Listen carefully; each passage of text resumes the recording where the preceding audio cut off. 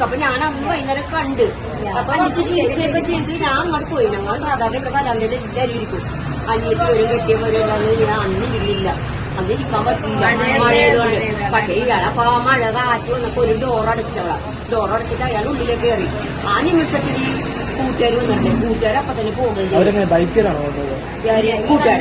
കൂട്ടുകാരി ബൈക്കിനാ വന്നത്. ബൈക്കിന് വന്ന് കൊറേ എല്ലാരും വന്നിരിക്കൂല. അപ്പൊ പക്ഷെ അവര് ഞങ്ങളെ അങ്ങനെ നോക്കിയൊന്നുമില്ല. അവരങ്ങനെ പോവുകയും ചെയ്തു. ആയ നിമിഷത്തിൽ ഇയാളെ എവിടെ നിന്ന് വെച്ചാൽ ഞങ്ങൾക്ക് അറിയില്ല. ഇയാളെ ഞങ്ങൾ കണ്ടിട്ടില്ല. ഈ കൊത്തിയാളെ കണ്ടിട്ടില്ല. തത്തിപ്പുഴയിൽ എല്ലാവരും പറയണം കേൾക്കണം. പക്ഷെ എന്താണെന്ന് സംഭവം എന്ന് അറിയില്ല.